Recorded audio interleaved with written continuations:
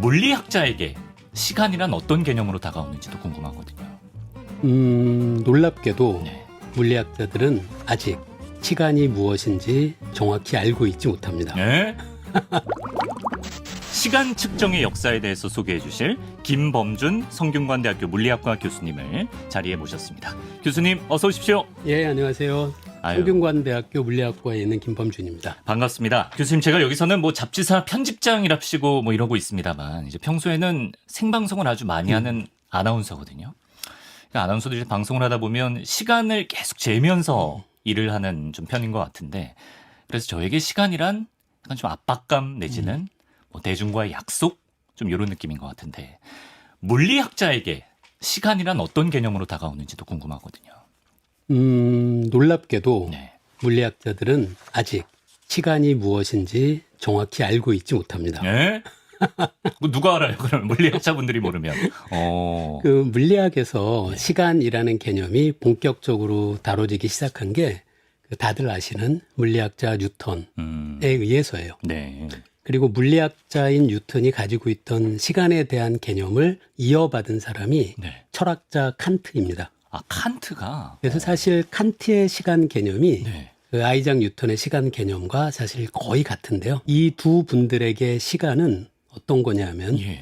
우리가 무언가를 경험하는 경험의 대상은 아니고요. 우리가 경험한 것을 기술하는 네. 일종의 형식, 일종의 틀이라고 생각했어요. 아, 예. 그래 이런 걸 물리학자들은 뉴턴과 칸트의 절대 시간이라고 부릅니다. 그러니까 어떤 뭔가 변화가 일어나고 있는데요. 네네네. 그게 뭐가 움직이든 뭐 떨어지든 그런데 시간이라는 거는 움직임 자체가 아니라 네.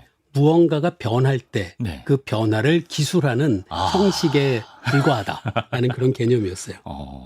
근데 칸트의 이 시간 개념, 뉴턴의 시간 개념이 네. 이후에 급변하게 된 것이 다들 들어보셨을 20세기의 가장 위대한 네. 물리학자 중 하나인 아인슈타인의 특수상대성 이론에서였어요. 상대성 이론 아인슈타인. 예. 그 특수상대성 이론에서는 시간과 공간을 그 전에는 독립적인 별개의 형식이라고 생각했었는데 네. 아인슈타인은 둘이 움직이는 관찰자에게는 시간과 공간이 서로 맞물려 있어서 어떤 경우엔 긴 시간을 우리가 보게 되면 거리는 짧아지고 예. 이와 같이 시간과 공간이 서로 맞물려 있다. 아. 그리고 어떤 관찰자가 보는지에 따라 시간과 공간이 달라진다. 예. 그래서 사실 우리가 이걸 상대성 이론이라고 부르는 이유입니다. 그렇군요.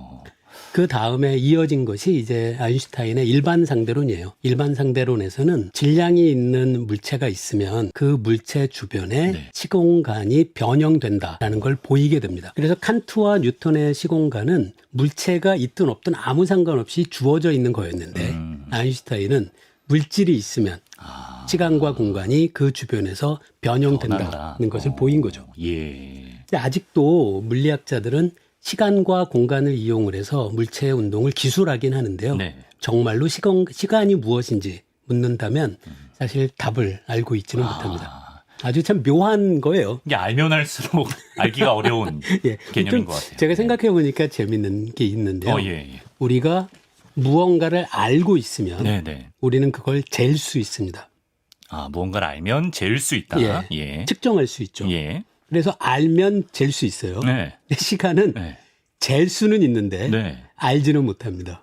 오, 특이한 예. 거네요. 예. 그래서 지금 현재 시간이 물리학자들에게는 가장 정확하게 측정할 수 있는 양이에요. 아, 엄청나게 정확하게 측정해요. 가장 정확하게 측정할 예. 수 있는 게 시간이다. 예. 물리학자에게. 예. 이렇게 가장 정확하다고 하는 시간 측정이 어떤 역사를 거쳐서 이루어졌는지 좀 말씀을 들어보도록 하겠습니다. 제가 생각해 보니까 우리말에서 한 해라는 게 참 재밌었어요. 뭐가 재밌죠? 이게 네. 한 번 네. 해가 되풀이 되는 시간이란 뜻입니다. 한 해. 아, 그러네. 해가 하나 있는 시간. 맞습니다. 아, 그러면 그러네. 이 한 해의 길이를 결정하는 건 네. 사실 누구나 네. 관심이 있다면 1년, 한 해가 약 360일 정도라는 건 누구나 알 수 있어요. 그렇죠. 예. 아침에 집에서 나오셔서 네. 현관문 앞에 예를 들어 정확히 똑같은 위치에 서서 네. 그날 네. 해가 어디서 떠오르는지를 보는 겁니다. 아, 해가 어디서 떠오르는지. 그 방향을 예. 기록해 놓으시면 예. 매일매일 해가 뜨는 위치가 조금씩 변하거든요. 유심히 보다 보면 네. 어느 정도 긴 시간이 지나고 다시 똑같은 위치에서 해가 뜨는 위치를 보면 그 위치가 같아지는 날짜가 있습니다. 네. 그래서 네. 해가 뜨는 위치가 네. 반복되는 주기, 그게 바로 1년의 길이, 우리가 한 해라고 부르는 시간의 길입니다. 현관문에서 해가 가장 똑같은 날이 돌아오는 그 사이클이 맞습니다. 한 해가 되는 겁니다. 예. 제가 말씀드린 것처럼 해가 뜨는 방향을 유심히 살펴도 네. 한 해의 길이를 알 수 있고요. 예. 해가 남쪽에 떴을 때 네. 가장 높이 떴을 때가 언젠지를 재면 네. 그때가 우리가 하지라고 하는 날이에요. 낮이 가장 긴. 그렇죠. 그죠? 그러면 그 다음에 예. 시간이 지나서 또 365일이 지나면 네. 남쪽 하늘에 네. 해가 가장 높이 떴을 때의 해의 고도가 똑같아지는 날이 있겠죠. 그래서 해 뜨는 걸 기준으로 하셔도 되고 예. 해가 지는 걸 기준으로 해도 되고 남쪽에 해가 가장 높이 뜬 날을 기준으로 해도 되고 우리는 결과는 365일이라는 걸 알아낼 수 있습니다. 네. 우리가 한 해라고 할 때 해가 기준이듯이 네. 한 달은 또 당연히 달이 기준입니다. 달. 그래서 달의 모습은 네. 유심히 보시면 그 초승달이 네. 상현달이 됐다가 보름달이 되고 점점 달이 뜨는 시간이 늦어지면서 새벽녘에 해가 뜨는 이제 하연달, 금음달로 변하거든요. 그렇죠. 예. 그래서 달의 모습이 한 번 반복되는 시간이 한 달입니다. 그래서 우리가 한 달을 한 달이라고 하는 겁니다. 예, 예. 그게 또 한 12번 반복되니까 12달이 된 거군요. 맞습니다. 예. 그래서 한 달이 한 약 30일 정도다라는 거는 모든 문화권에서 대부분 알고 있었어요. 네. 근데 우리가 지금 사용하고 있는 언어에도 네. 한 달, 한 해처럼 그 그러네. 흔적이 남아 있는 거죠. 사실 요즘에 워낙 이제 곳곳에 시계가 있으니까 그렇게 느껴지지 않습니다만 사실 이 시간이라는 게 추상적인 개념인데 이 눈에 보이지 않는 시간을 교수님 인류는 언제부터 측정하기 시작한 걸까요? 상당히 오래 전부터 시간을 측정한 그런 유적들이 남아 있습니다.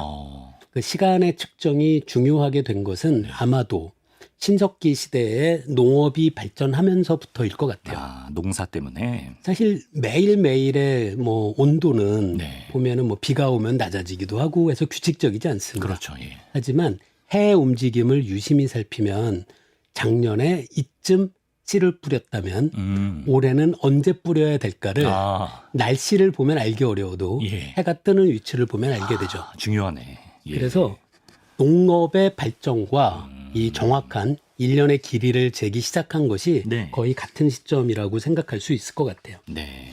아일랜드에 가면 가장 오래된 시간 측정 유적이 있다고요. 예, 그 뉴 그레인지라고 불리는 그 유적이 있는데요. 이게 도대체 언제 만들어졌는지는 어느 정도 짐작은 하고 있습니다. 이게 무려 기원전 3200년 무렵입니다. 정말 오래됐죠. 근데 이 유적이 과연 어떤 목적을 갖고 있었을까라는 것을 현대의 과학자들이 찾아내게 되는데요. 네. 이 유적에 보면 입구 쪽에 어떤 돌이 있고 네. 그 위에 그 투명한 수정, 서경이 거기에 박혀 있대요. 근데 그 수정을 통과한 빛이 예.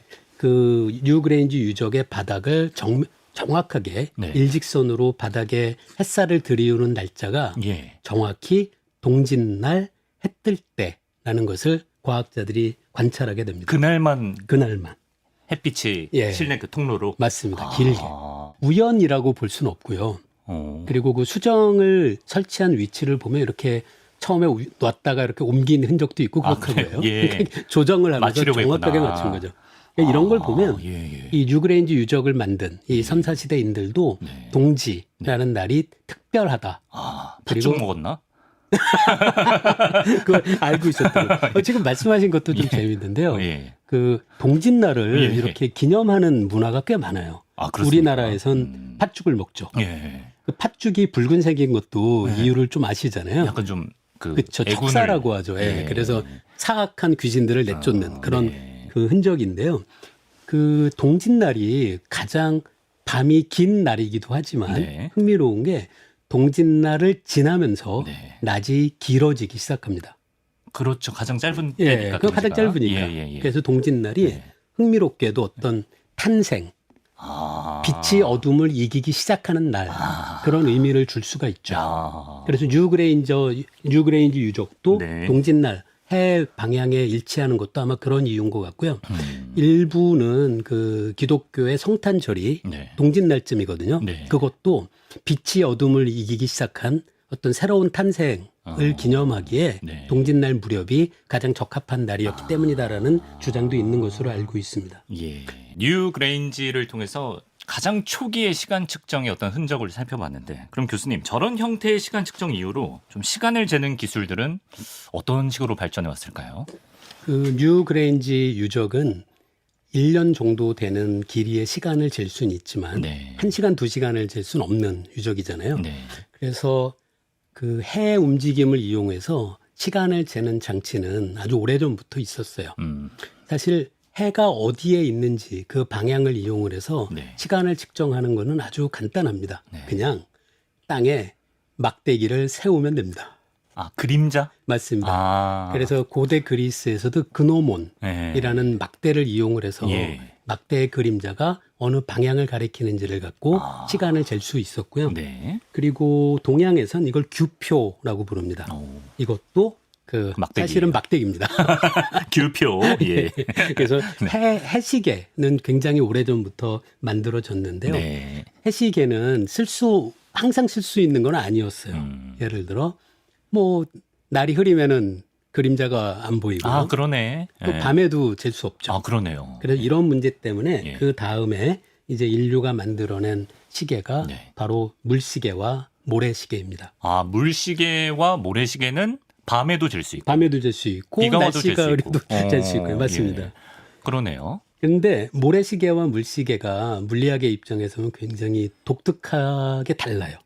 어떻게 다르죠? 그게 모래시계는 흥미로운 게 모래알이 떨어지는 그 속도가 네. 시간이 지나도 거의 변하지 않고 균일해요. 그래서 그런 면에선 네. 시간을 측정하기에 좋은 장점이 있는데요. 네. 뭐 다들 아시겠지만 모래알이 그 모이면 판판하지 않고 이렇게 산처럼 되잖아요. 예, 예. 그래서 아래에 모래가 얼마나 있는지를 아. 우리가 정확히 재기는 어렵죠. 아, 그러네요. 장점과 단점이 같이 있습니다. 예. 한편 물시계는 물시계. 예. 당연히 아래에 떨어진 물의 수면은 항상 수평하니까 아래에 물이 얼마나 있는지 재기는 정말 좋은데 문제가 있습니다. 물시계는 네. 한번 여러분들 해보셔도 되는데요. 네. 그 물병에다가 페트병에 물을 담아놓고 아래쪽에 구멍을 내면 네. 처음에는 물이 콸콸 나오다가 네. 물이 점점 수면이 내려가면 나중엔 졸졸 나옵니다. 수압 때문인가?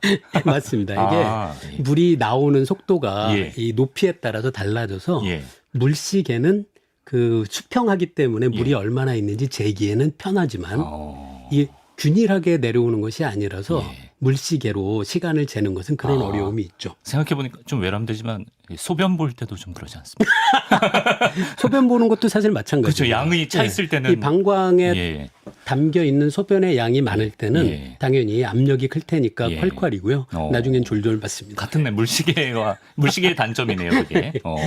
물시계에 대해서 네. 이 일초의 탄생, 이 책에서 소개된 아주 놀라운 물시계가 만들어진 것이 예. 1100년경에 그 중국 송나라의 소송이라는 사람이 만든 수운의상대라는 12m 높이의 물시계가 네. 있습니다. 네. 이 물시계는 바로 이게 이렇게 그 물레방아 같은 게 있거든요. 예. 이 물레방아에 이렇게 컵 같은 게 쭉 이 원줄을 따라서 붙어 있고 네. 이 컵의 바깥에서 유입형 그걸 이용을 해서 물이 균일하게 이 컵에 고입니다. 네. 그러면 무거워지니까 바퀴가 돌아가잖아요. 아. 그걸 이용을 해서 네. 물이 흘러 내려오는 것을 일종의 물시계의 구동력, 에너지를 공급하는 용어로도 이용하고 네. 이게 내려갈 때 위에 이렇게 걸리는 게 있어서 네. 한번 째깍하고 가고 네. 물이 충분히 고이면 또 째깍하고 돌아가거든요. 그렇죠. 예. 시간을 또 균일하게 할 수도 있어요. 그래서 아주 놀라운 장치입니다. 사람이 계속 물 퍼다 나르지 않아도 네, 계속 그렇죠. 알아서 돌아가는 물만 거네요. 계속 균일하게 떨어지게만 하면 예. 구동력도 물의 중력이 제공하고 예. 그 다음에 돌아가면서 시간을 균일하게 하는 것도 물을 이용한 1100년에 이걸 어떻게 생각해요? 아주 흥미로운 장치죠. 그렇죠. 예. 거의 천년 기초입니다. 그러니까. 예. 근데 이 물시계가 네. 사실 서양에서는 이런 방식의 물시계가 잘 만들어지지 않는데요.